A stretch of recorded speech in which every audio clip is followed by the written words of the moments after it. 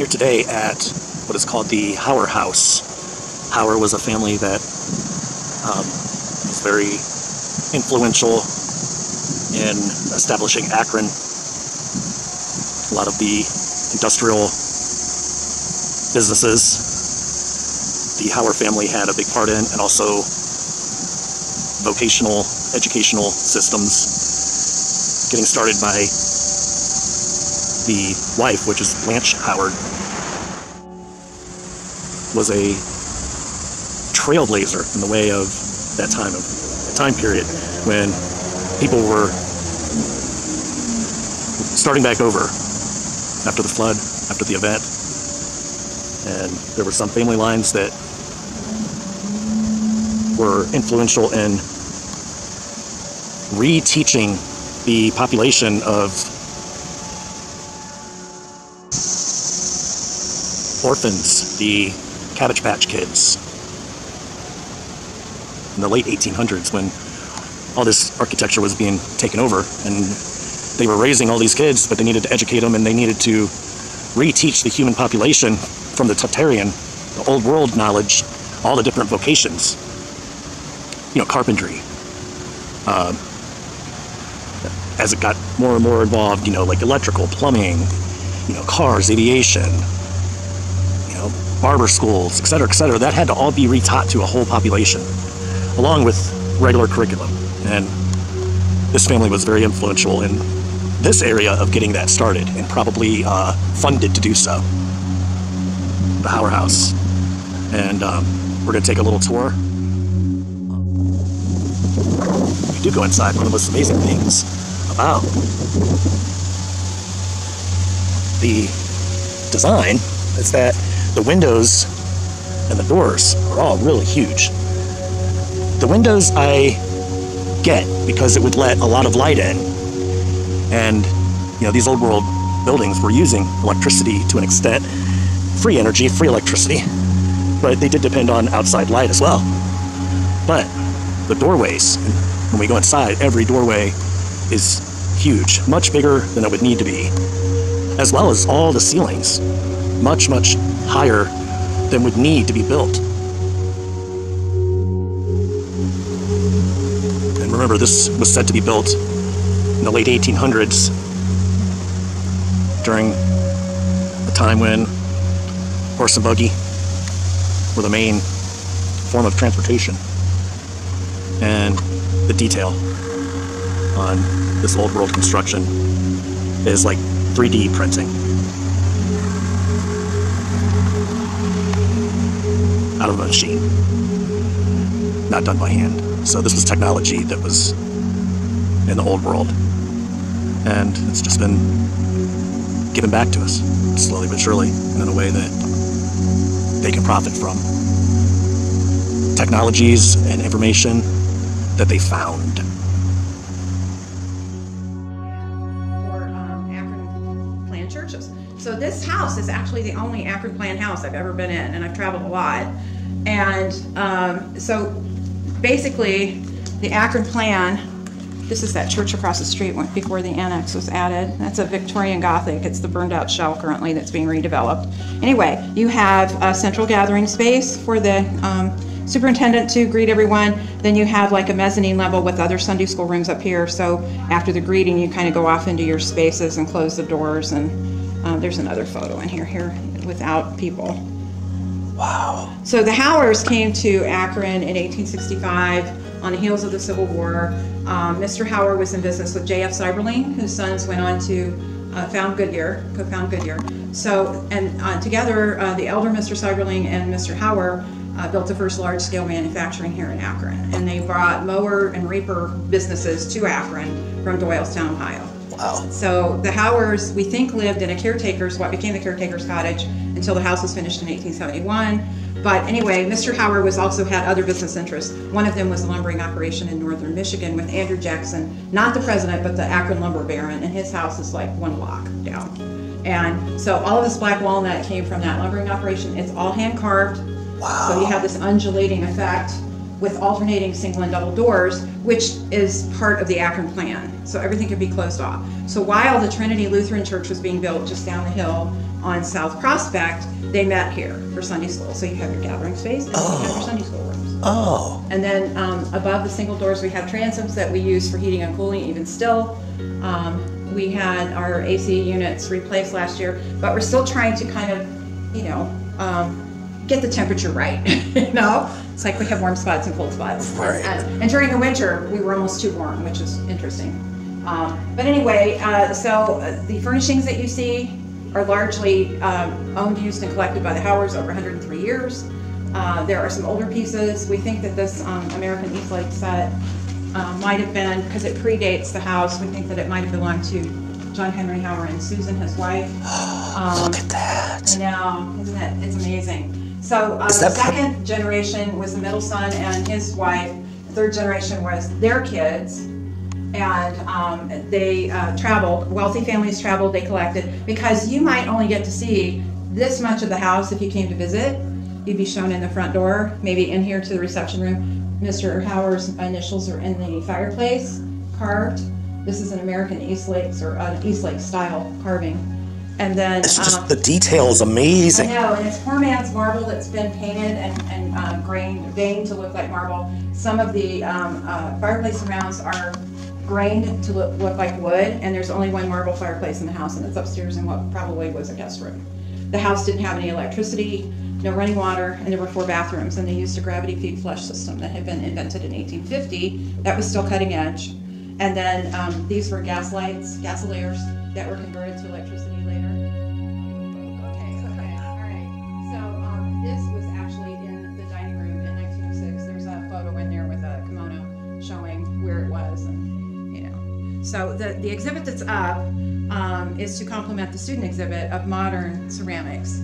Our senior ceramics student had to have a place to show her work, so we built our exhibit around this to show what the significance of the tea culture was for social connections, for business connections, and so that's what the labeling and all of that. Ladies of the, you know, each wealthy home had to have an at-home day.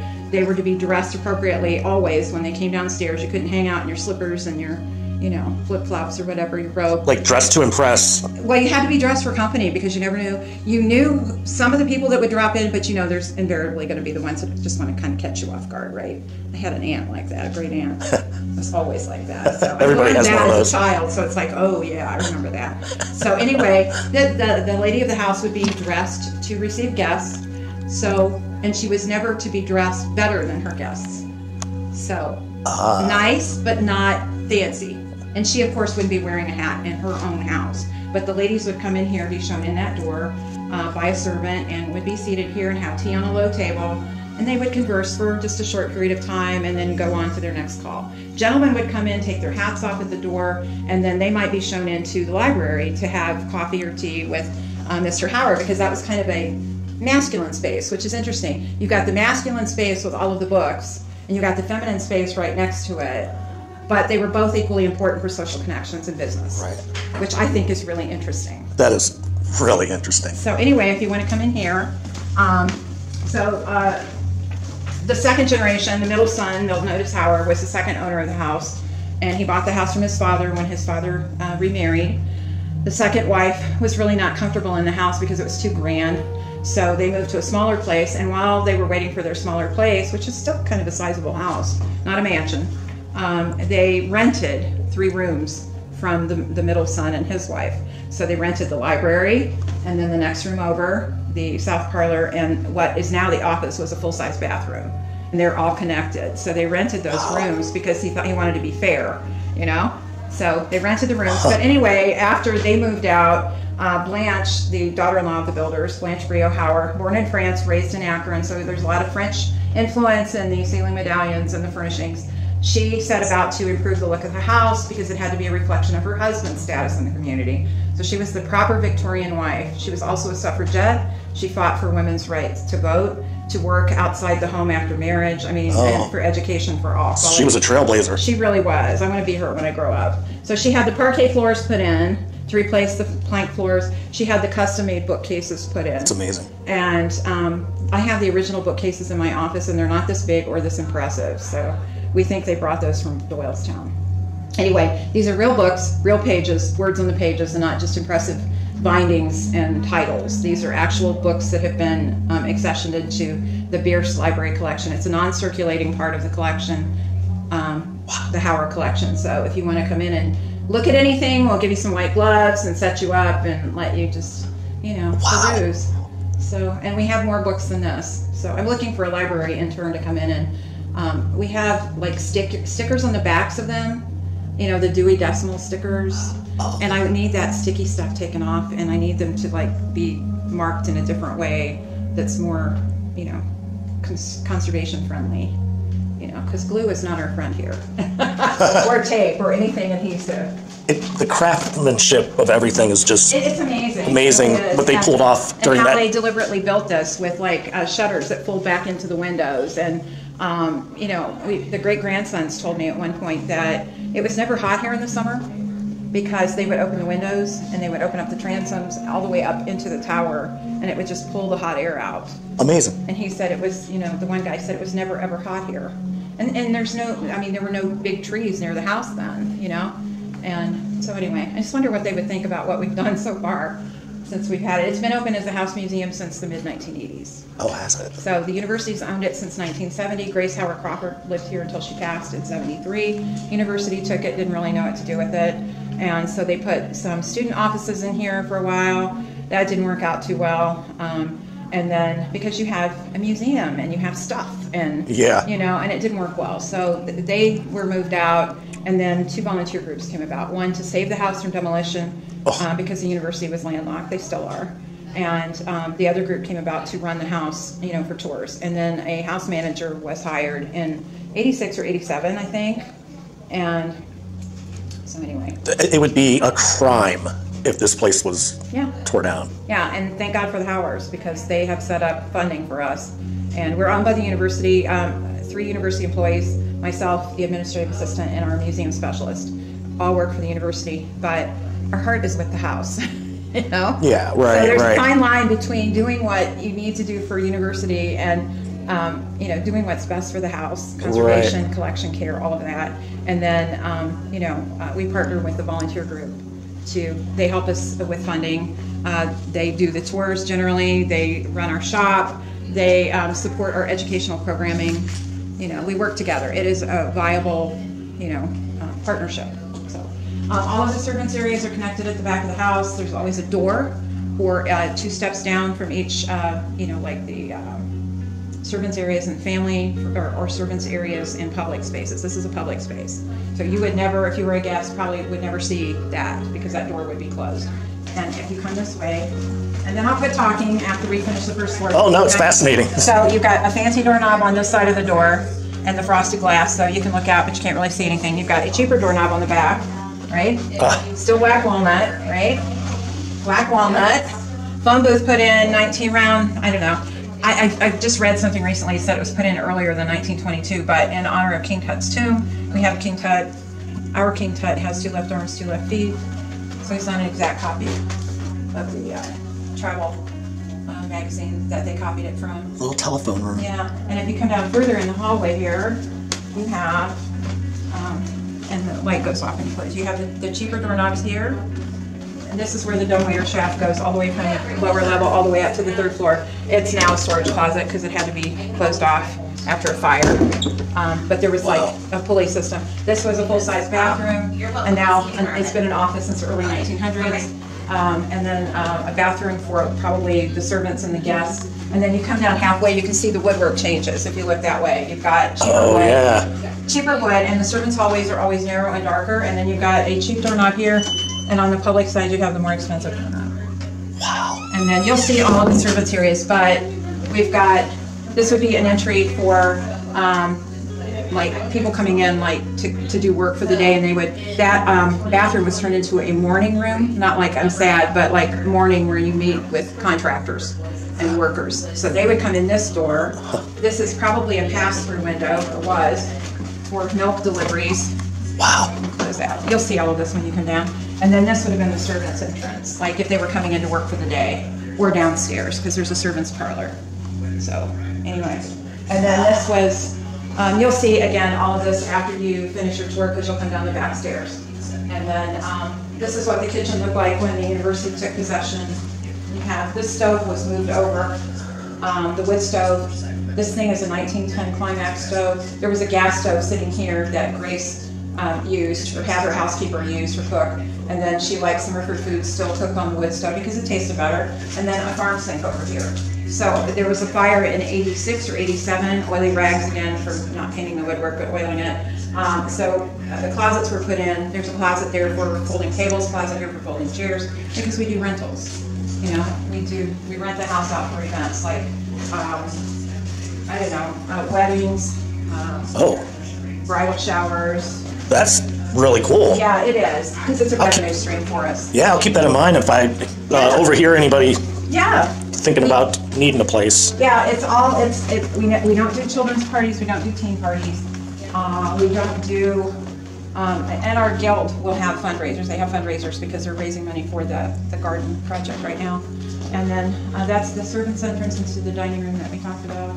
And then another ceiling medallion. Antiques that were collected from around the world, various, you know, that's an Italian piece that was bought in France, crafted by Italian workers. Wow.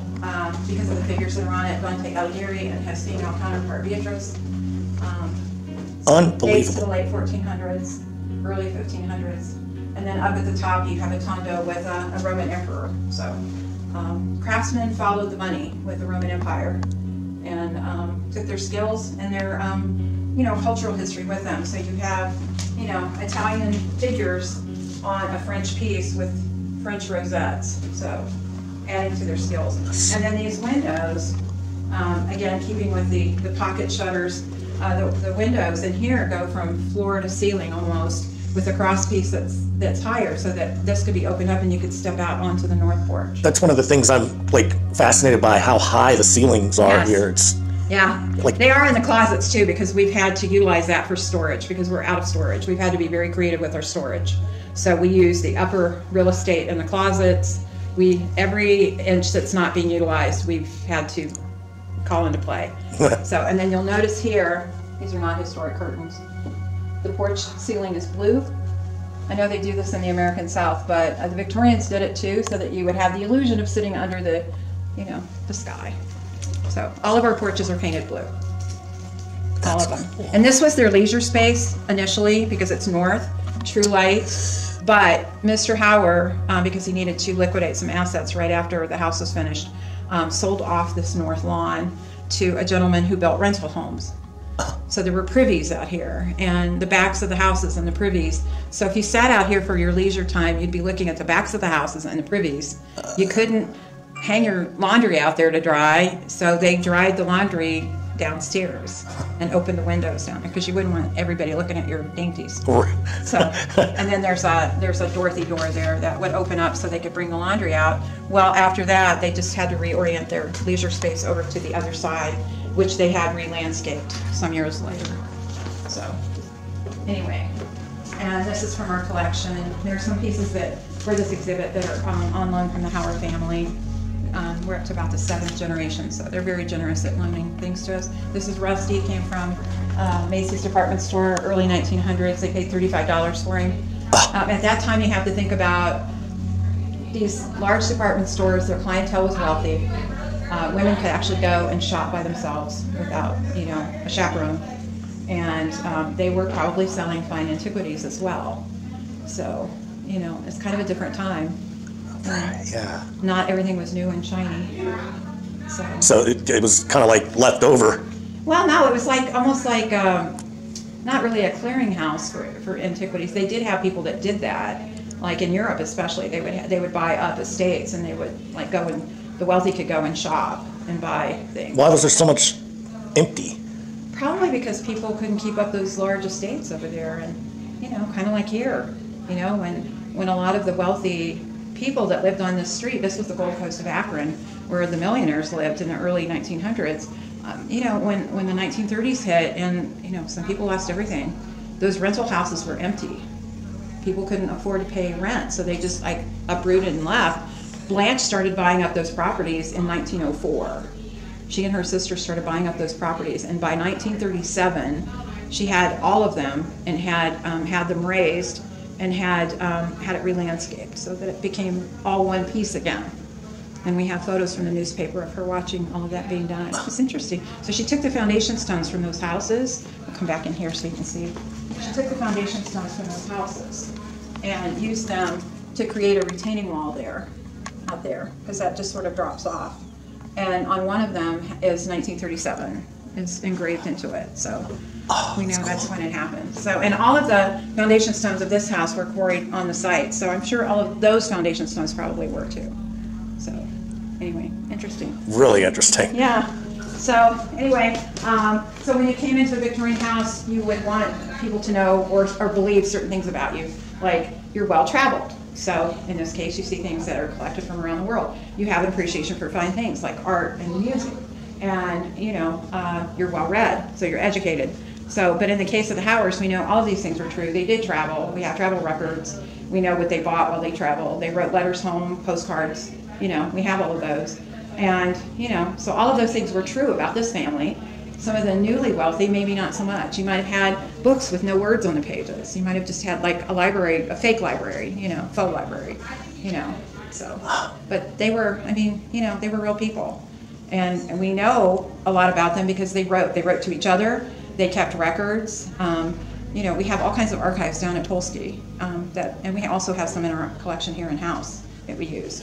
You know. Yeah, in those times, I mean, that was the only way to record your family history was to write it down. Right, and we don't have a lot of photographs necessarily of the early days, but we do have letters where they went, what they saw, what they bought, where they shipped it to, who had to go pick it up, how much they paid.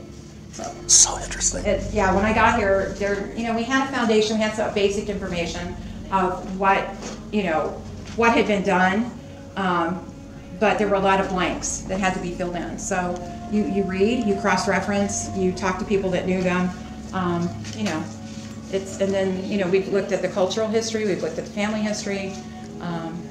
We're still getting things into the collection from the descendants.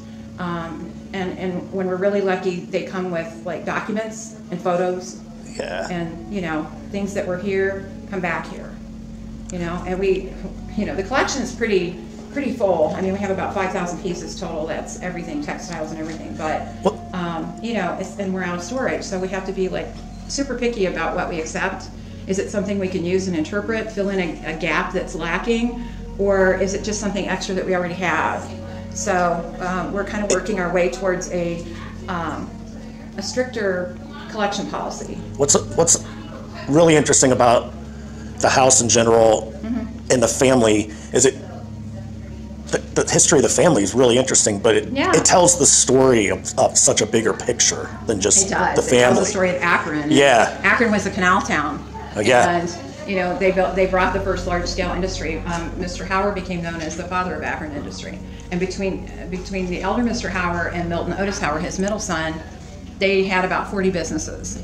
So they were either on the board of, part owner of, complete owner of, investors in, you know, it's, you know, I don't think they ever slept. And they were very similar in their temperament, I believe, from what I've read, and they were both very well respected in the business community as very honest, upright people. And when John Henry died at 93, he had just retired, like at 90 finally, because he was just finally retired, you know. And he was still buying up businesses in 1903, and he died in 1916. And then 2 weeks later, Milton Otis, his middle son, died. Wow. And usually they live to be pretty old, but Milton Otis was in his mid-50s. He had a kidney disorder, which we didn't know. It was called Bright's disease. We didn't know what that was. So we have a medical book in there that's like this thick, and I thought that will have something in there. So that's where I found it. I went in Mr. Chase's, you know, medical and receipt book and found it, and it's a kidney disorder. And since then we found out that it's a genetic kidney disorder. So because a couple of the great-grandsons had to have kidney transplants.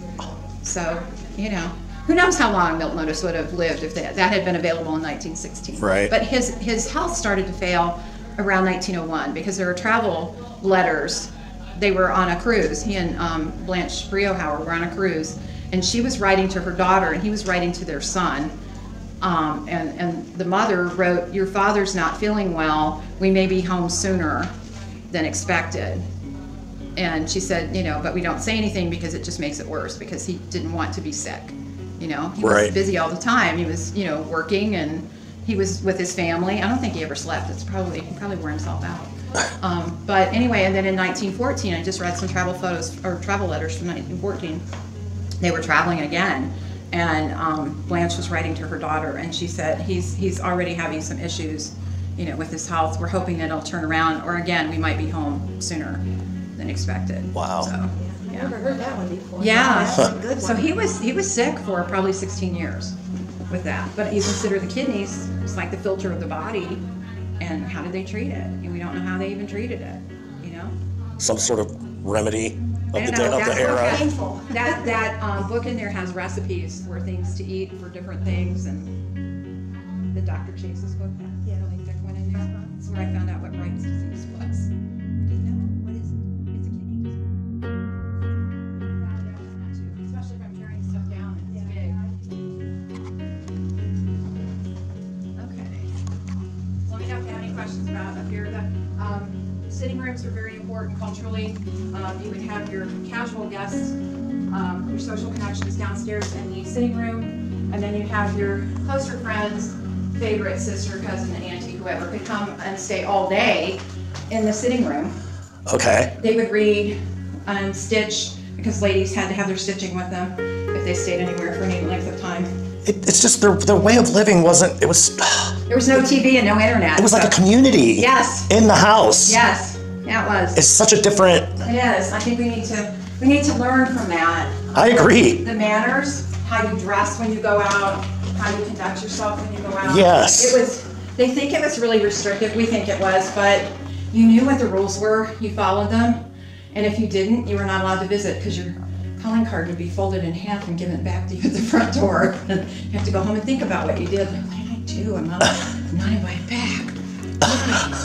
You know, that would bother me, because I always take those things to heart when, you know, people say, "You offended me." It's like, oh my God. Yeah, what did I do? Crushed, because I have to figure out what I did and then apologize. But yeah, so we had on the 1929 inventory, which is kind of like the furniture Bible here, we had 5 plantation beds in the collection. Wow. Now we have 3. And so the Howards and many other Akronites had investment property in Cuba and Jamaica. And there was an Akron colony in Ceballos, Cuba. There was another one in Jamaica. There was a group of Akron businessmen that put that together. They saw an opportunity to make money. They sold off 100-acre areas. You want attention? I'll give you some gloves. Yeah. Here you go. It blows my mind. I know, it's all hand carved, but they came, so we had 5 hand carved beds. This one's been lowered because Nana Blanche could no longer get into the bed when she was 90. So in 1950, there's a picture of her on the fireplace, and in 1950, these are the 2 great-grandsons of the builders. These 2 guys gave me a lot of information when they were older.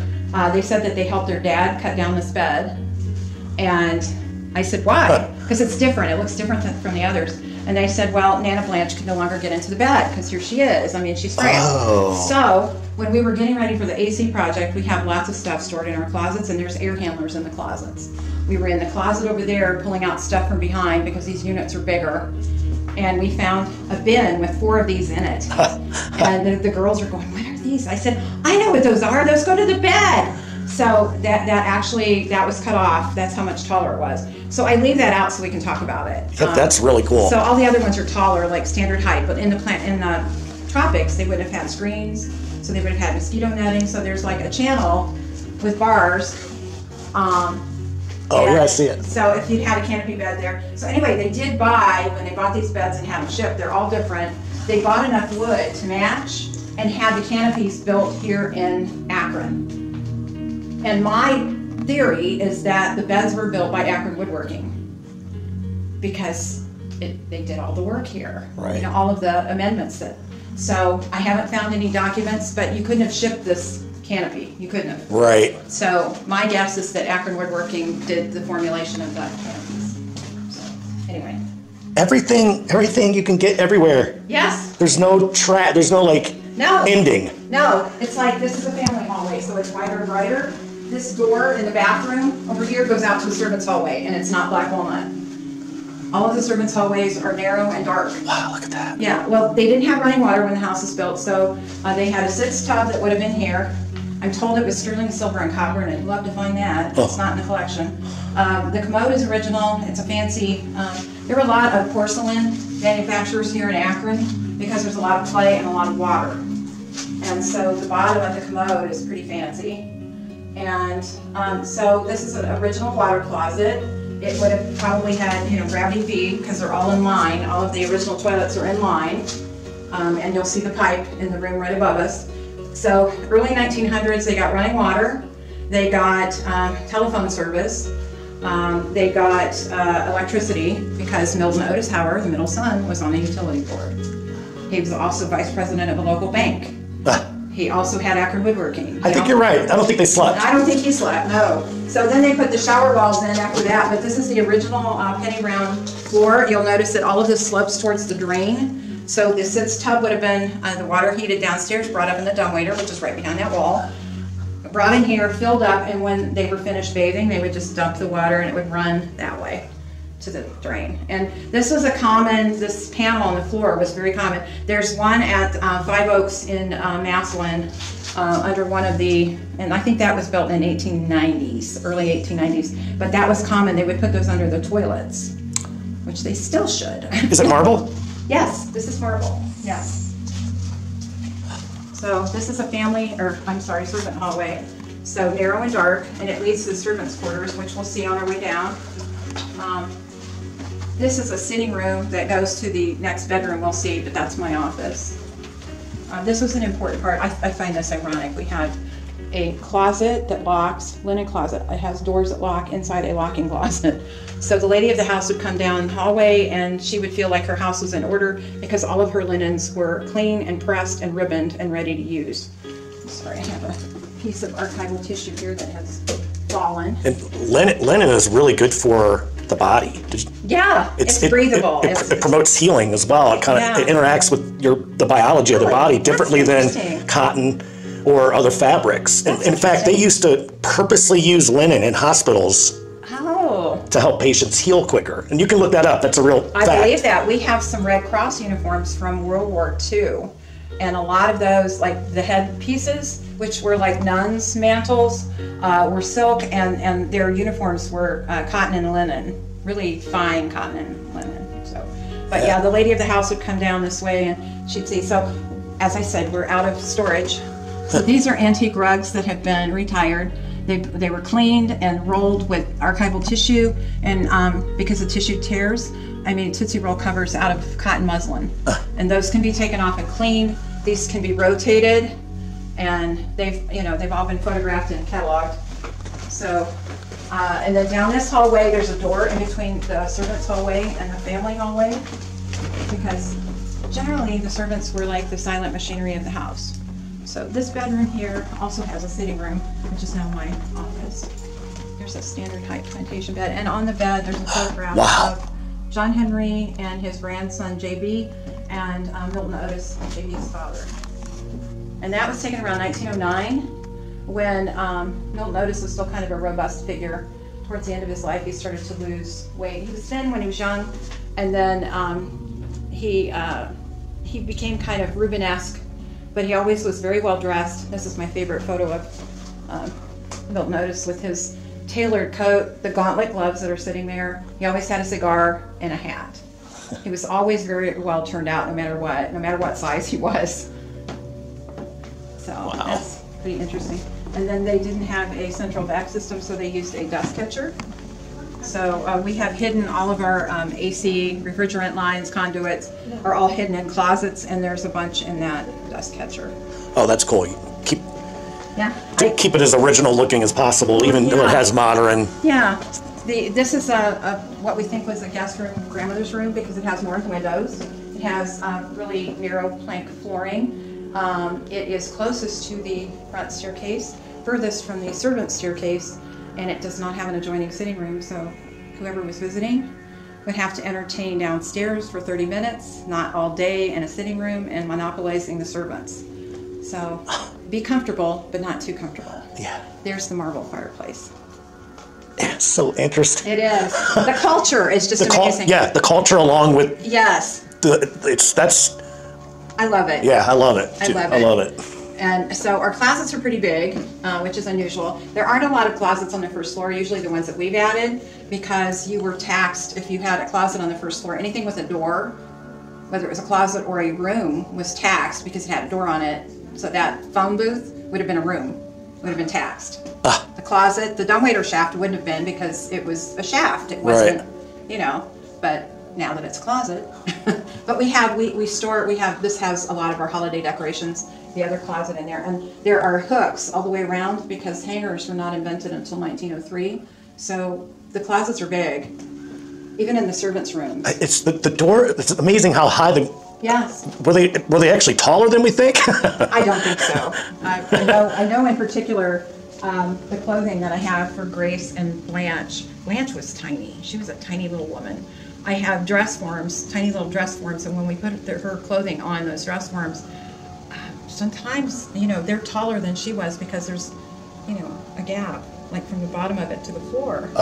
So she was tiny. Her daughter was taller. If you look at the photo over there of the young girls, that's a Paris convent school. Grace is in the back row, one of the tall girls, but she wasn't real tall. Her clothing is kind of, when we take it out and look at it, they were shorter than us. So. I'm going to take a picture of that. Okay. You want me to turn the lights off up here? Oh, no, that looks good. Is it? Okay. I like the hand-carved pieces on the edge of the steps. I think that's really cool. Can we go up there? Yes, we're going. We're going. We're going. So this is going up to the tower area, the third floor. So if you were invited to fancy dress event, dinner, ladies and gentlemen would have to climb from the first floor up here for the dinner tables and things.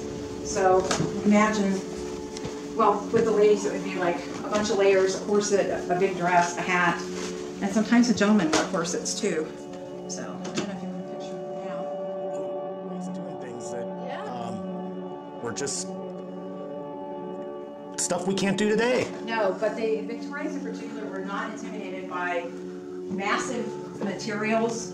If you look at some of the courthouses and things that were built during that time period, and big slabs of marble and big opulent walls and things made of marble, they weren't intimidated by that for some reason. And they didn't have the mechanics that we have now. No, some of the architecture across actually the whole world that was built during no power tools, nothing. And it's stuff that we can't even come close to building this day and age. No, and the materials, quality of materials. Like you were saying, the marble.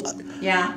It's cut, some of that stuff, like in some of those ancient buildings are now usually the state capitol takes over the buildings, but just the stairways alone, the big marble, and every one is carved exactly perfect, almost like it was like computer generated. It's just so perfection. They didn't have 3D printing then. No. So this would have been the upstairs reception room where the Howards would have been to greet their dinner guests. They would have set up dinner tables in there. So they would have dinner up here. Yes, because this was the biggest space.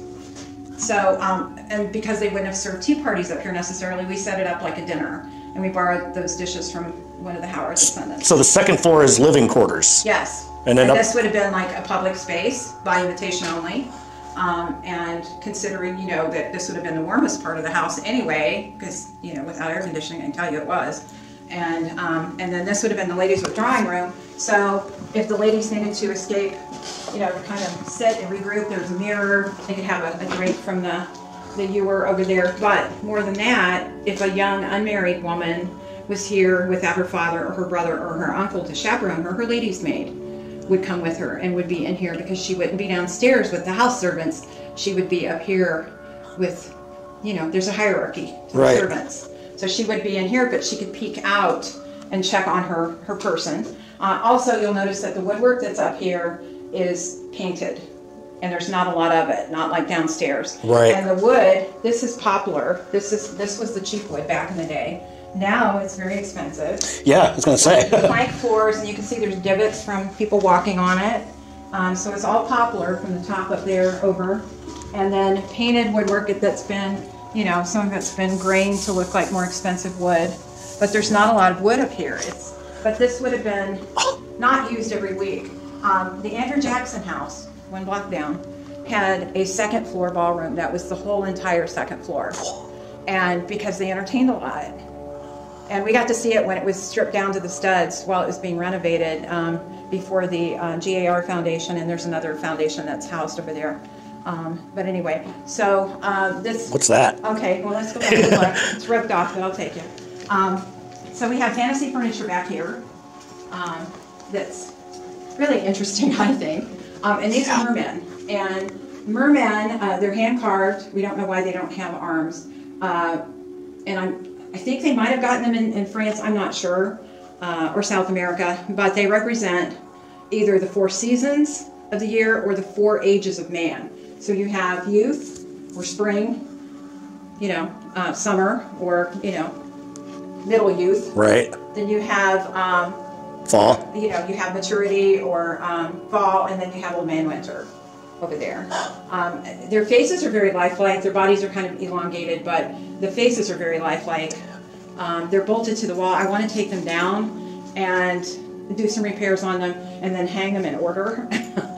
But it's like a multi-person project. It's not something that one person can do. And then this chair, so Grace Howard Crawford was very interested in theater, which was in her early life was considered scandalous. As she got older, she kept her interest in this. So I kept thinking she was a wealthy white woman. That was considered akin to prostitution.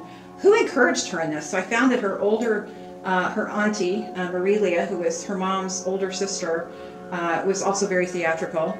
And her auntie taught Shakespearean literature in Cleveland in the school system, and she was known for that. So at the Cultural Gardens in Cleveland, the first garden as you're headed in is the Shakespeare Garden. And years ago, before it was vandalized, the gate going in had plaques on either side of, you know, the brick gate dedicated to Marie Lee Rio and her many years of service to the Cleveland school system teaching Shakespearean literature. Another trailblazer. Yes, and I have pictures of it from the internet from years ago, and then we went to see it. Our volunteers went up, and I couldn't find the plaques. The holes are still there, but the plaques are gone, so they were vandalized. But there's a statue of Shakespeare, and so there's some Shakespearean things in the house too, books and things. But anyway, long story short, Grace was one of the 4 co-founding members of the Weathervane Playhouse down in the valley. Oh, yeah. Okay. That they founded that. She got special permission to go to Yale Drama School in 1932. She was 49 years old. There was no non-traditional students then. She kept writing to the director of the school, who I found out later was one of the foremost authorities of bringing, you know, European theater arts to the American public. He was like the guy to go to. I don't know how she knew that. So he taught all aspects of theater, writing, critique, set building, all of that. So she got special permission finally to go for 2 years. She could not get a degree. She had to do all the work, but she couldn't get a degree. She was 49 years old. I think he thought she was just like, you know, a dilettante, just dabbling. She was serious. And so she and her second husband packed up and moved to New Haven, and she did the work. And she came back, and she and 3 friends co-founded Weathervane. And before that, she worked with the Dumas Players, which was an interracial group. So again, trailblazer, you know? So, and her mother taught her, you know, she and her brother, to give back to the community. You know, that we've been blessed, you need to give back to the community. Right. So she did. When she died, she left the house to the university, and she left a bequest to Weathervane to pay off their mortgage. And Weathervane has been down in the valley since maybe, I don't know, the 1960s, maybe? That's their longest location, because they started out in a carriage house. It was part of the carriage house theater movement in the 1930s. And they rented a carriage house over on Marshall Avenue, and that's where the Weathervane logo came from. Especially because they did everything with such efficiency. Yes, they did. You know, it was all, everything was thought out. Yeah. So these photos here, I mentioned that Julianne, she was an advocate for early education. She founded the Milton Otis Howard Trade School in 1927. This is the first graduating class. They look like they're 12. every class got bigger and bigger and bigger. Around 1940, 41, you start to see female faces, African American faces. The workforce was changing, so were the trade school, which later changed its name to Howard Vocational School. And we've had many people come through here that went through that system, but they shaped the way Akron looked because there was a housing shortage. With the population doubling every 5 years from 1900, there was a housing shortage because people were coming from the American South. They were recruited to work in factories. The industry leaders wanted an educated workforce. So this is the equivalent of going to college. You know, so what was different about this trade school was that it offered a full curriculum, not just trade training. Oh, this was a Blanche Hauer thing, full curriculum. The Akron School Board wouldn't touch it when she went to them. They sort of laughed her off. So she ran for the school board, and she won by a landslide because she campaigned by radio. Nobody had done that. She did fireside chats on the radio. Nobody had done that. And she also had the backing of the industry leaders, so she showed them. They always underestimated her, and she always kind of found a way. She did. Yeah. She you know, she was a suffragette, and she, you know, women's rights, a woman's right to work outside the home. So anyway, these young men were being recruited from the American South, but this was part of a bigger national movement that started in 1916, and it was called, it was a trade movement in the United States, but it was to train farm workers, not farm managers, but farm workers. And she saw that and thought, we could do better. So, trade training, full curriculum. And so she started in 1927, so it took her 11 years from the time that she heard about it. And so we ran out of wall space. There's a lot more photos. These have all been digitized by our museum specialist. And periodically we still get people through here that said, oh, you know, not so much I went through this, but, you know, my uncle or my grandfather. Yeah. And, which is really neat because they helped shape how Akron looked. They learned to build houses. They learned how to do heating and cooling when that was available. They learned how to do electrical when that was available. They learned, and then they went into auto mechanics, avionics. They had commercial art, graphic design. I think they had a barber college, cosmetology. As they went, they kept adding programs. They kept evolving with the workforce and with the times, and as the new technology would roll out, yeah. you have to have trained. Yeah, several years ago, a couple of gentlemen came through that had gone through the program, and they invited me to come speak to their 50th class reunion. And I thought, what am I going to talk to them about? I didn't go through it. They did, you know. So I thought, okay, I'll tell them who founded it. I'll tell them how it was founded and who, you know. None of them knew it. They didn't know anything about Mrs. Howard. I mean, the early classes always had their graduation parties here until they got to be too large. So, you know. But the first year she wanted to found this, school board wouldn't work with her. She took one of the Howard buildings. She gave them a whole floor. She bought their supplies, paid their teachers. She bought everything and paid for it herself, just to show them this is how it's done. And that model is still followed here in Akron. We have a couple of trade schools. There's one out Portage Lakes Career Center. My granddaughter goes there. They offer a full curriculum and trade training. They have all kinds of different things. They have cosmetology. She's going into medical office practice, but they have other things. And there are a couple that only offer trades training, but most of them offer the full curriculum. Interesting. I went to Central Howard. Oh, okay. That's right over there. Yeah, and now I'm putting two and two together. Central Howard was a unique, atypical school because of the amount of different vocational programs that it had. I went to a vocational high school. I went to Garfield. Yeah. And back in the mid-1970s, I think there were maybe 6 high schools, maybe not that many, in Akron. Yeah. Garfield, Central Howard, and there were a couple. There was one at Ellet, Buchtel. Yeah. And they offered different things. Yeah. Like ours had auto body, auto mechanics, cosmetology, and all of the office practices. Yeah. And one of my friends came from Ellet because her school didn't offer what she wanted, so she ended up at Garfield. But, you know, when I talked to the 50th reunion, I had a blast. I had way more fun with them than I did at my, you know, ever had at any high school reunion. They said they had to choose what they wanted to do in 9th grade. Who knows in 9th grade what you want to do with the rest of your life? You know, it took me a long time after that. But they had to choose. They left their home school at ninth grade and went to Central Howard. And in the early days, they used to have to go back to their home high school to graduate the last year. But then I think they changed that, so you just graduate with your class. I was in the performing arts program. Okay, so that Miller South became sort of that thing. Yeah, I think just the year after I graduated, they took it away. Yeah, do they still have that? That was an amazing program. No. Of course not, because, you know, the arts and culture. That all got, I don't understand why arts and culture is, I mean, it's everywhere. It adds to the value of your life. It adds to your interest in learning. Yeah. And people just don't get it. It opens up your mind. In different neural pathways. Yeah, maybe they just want robots these days. They don't want people to be... Well, they keep dumbing down our school system. They really do. It's like... This time has gone on. But carriage house. Obviously, this door's been redone to not slide open like it used to. So now it's just like a command entry door. Oh my gosh. But it's 3 levels. There's sub-level and then there's above level. This is the only one that's finished though. We're working on raising funds to process everything, but the horses were kept below and you go down that back staircase to come up and get the carriages. But these ones have been refurbished, that one has not. But just the sheer size of them, the previous guy said so getting here, he was just like, why are the wheels so big? Everything's so large. And I said, it's probably to compensate for how big the horses were. And also the roads were different, so you needed a different type of tire. They were either dirt or they were brick. You didn't get paved roads until the 20s. Oh my God. Like... different styles. This is where the coachman would sit. And then this is where your riders would sit. How is this? That's where the horse would be hooked up. It's an Irish jaunting car. Oh, instead of sitting in it like a usual car, you'd sit sideways. Oh, interesting. But was that for something?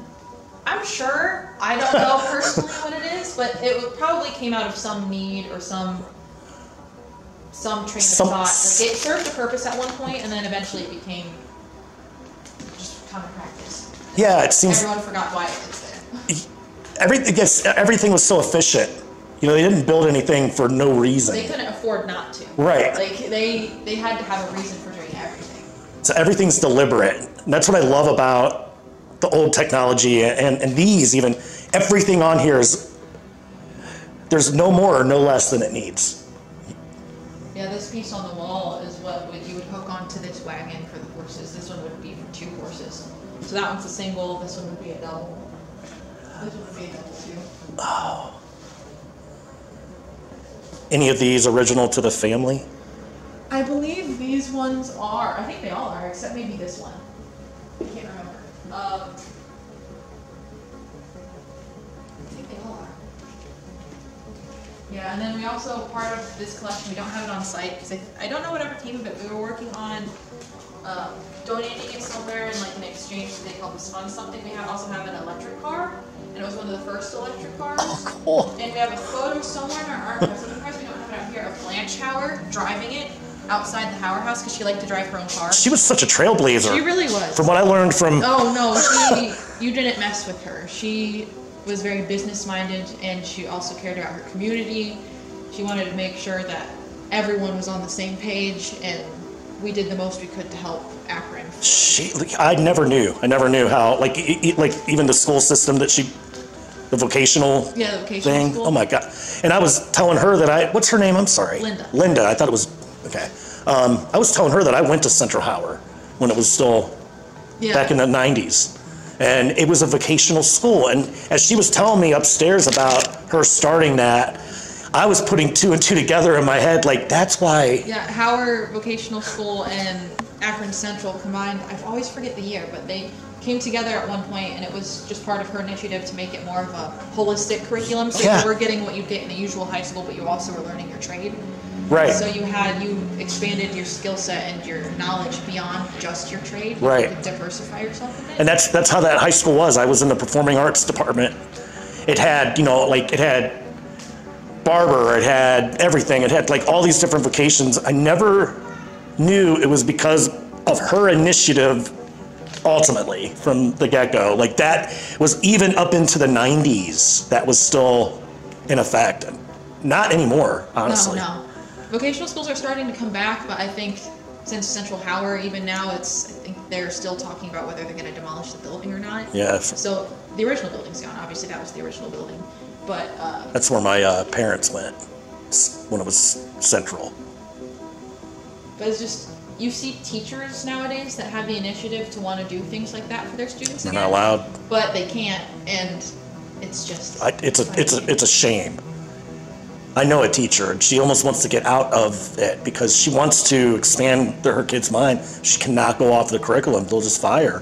My brother-in-law's he's not special ed, but he works with the behavioral kids, so the kids who have behavioral issues, he goes through the ringer, trying to keep. He knows these kids need to be taught different, but he has to follow the curriculum, and he has to have them to do certain things to market, but that doesn't work for them.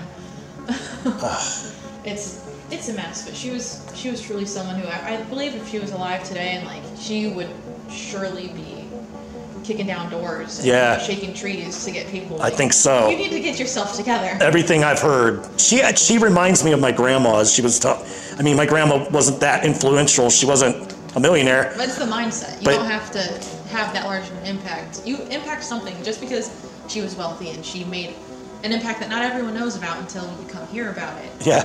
As long as you have that mindset, you're making something better somewhere. You're My grandma, making a difference. she would travel on her own. She had a camper van. She was born in 1911, married to my grandpa. He worked for Firestone. She was a nurse on the children's burn ward. It takes any kind of special person to work in like children's any healthcare in the burn ward. You take that with you everywhere. Everywhere. So it's a special kind of person that can. Special kind of person. But she was a trailblazer. Like it was taboo for a woman in the 1960s to take her kids alone on a trip across the country and stuff like that. I saw 47 states with her. That sounds as a amazing. kid. That's amazing. I haven't even been to 10, not 5. Yeah. There's not a day that goes by I don't at some point think of her. She was that much of an influence on my life. I actually lived with my grandparents from about 12 on because my brother had cerebral palsy and it was very severe. My grandparents lived right down the street, so some nights he'd be up and my grades were starting to go downhill in school. I was just so tired. So I'd sleep down at my grandparents'. Eventually I just moved in. So I had that old school set of parents that I was kind of raised by. I was kind of, they were that old school, like... The mentality of way things should be done, how you should do things, treat people, act. Yep, just matter of fact, very loving, but very, I don't want to hear it. Kind of, no drama, no bullshit. Get the job done, but very loving in the same, it's just very hard. It was purposeful. It wasn't, nothing was done without reason. And I've carried those values my whole life that I got lucky living with her. But as she's in there telling me, I'm like, God, this is like my grandma. A little smaller scale. It's just like my grandma. I would have loved her. I would have loved her. I think about that all the time. I feel like Grace, her daughter, I would have gotten along with her, but Blanche was of a different, Grace inherited a lot of her mother's strength and personality, but she took it in a different direction. She was more arts and theatrical, so I think both of them I would get along with as well. But just hearing what she went against in the time she was, because by the time Grace was older, she had a little bit more agency as a woman by herself. Right. Because of her. Yeah, Blanche started somewhere. A seamstress from France who convinced a wealthy family in the area to let them marry her son because even though she was of a lower class than him. Because she was so busy, she had such a strong business sense. Stop. Man. Just like looking at her, there's something about her. She was tenacious. Even though it's just a picture, I could kind of see her whole kind of vibe or something in that smile and that face. Yeah. And we have letters between her and Milton Otis, her husband, back to the kids when they travel when he started to get sick, and you can hear truly how much they cared for each other.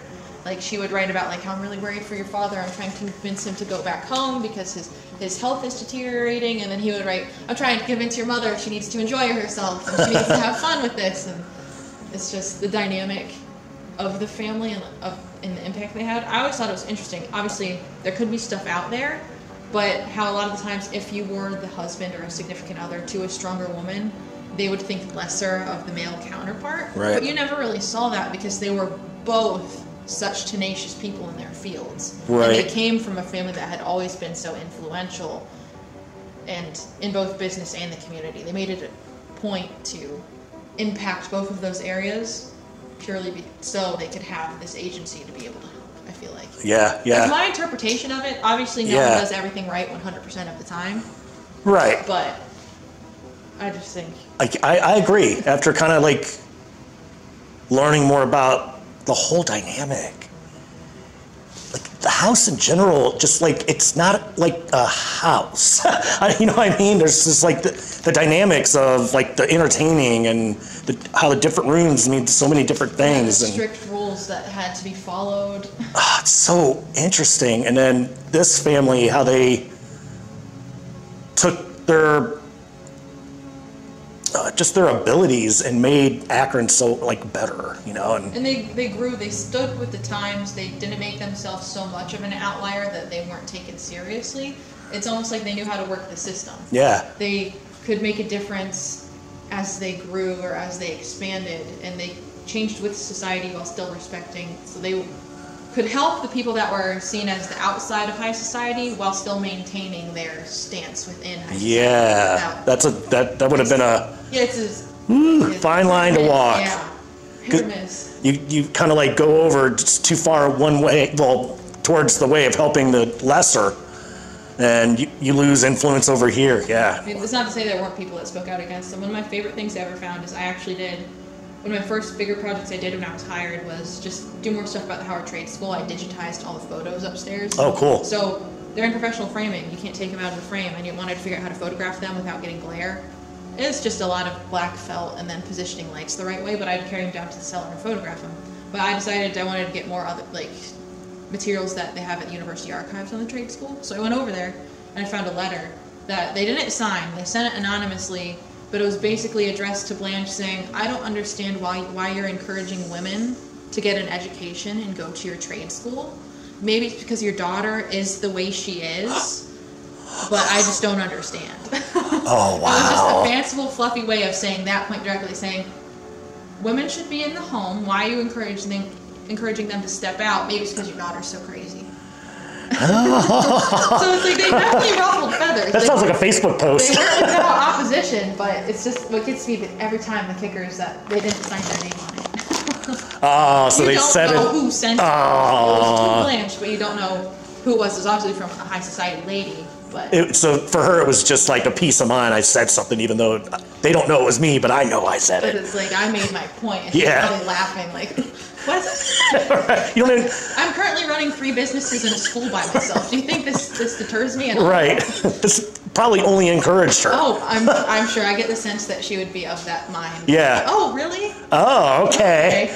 I bet she even found out who wrote the letter. Probably. She probably did. And it just got lost along the way of keeping materials. Yeah. And she probably knew the handwriting. I've seen that name sign in on my logbook before. So I guess I know who's not coming to tea.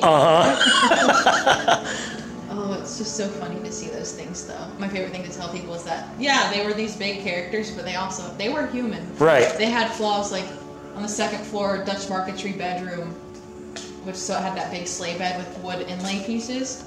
On the back of that door, there's these divots, round divots in the doorway, and it's because Grace, her older daughter, locked her son, locked her younger brother, so Blanche's son, in his room because he was annoying. They had like a 10 or 12-year age gap between them, so it was of different ages. So she's 18, 19, and he's some little kid. 9. Yeah. Pestering her. So she locked him in there, and then took a hammer to the door to be like, I'm still can be just as annoying, even though you locked me in here. So they were these big characters, these business people, but they were incredibly human. Right. You just have to look for it. Right. Well, that was the tour. I hope you enjoyed it. And a lot of information to absorb. Sorry if the camera's a little shaky. I kind of had to keep it on the down low. And just remember, guard the gates of your mind and follow your gut on what the truth is. God will tell you. God bless you.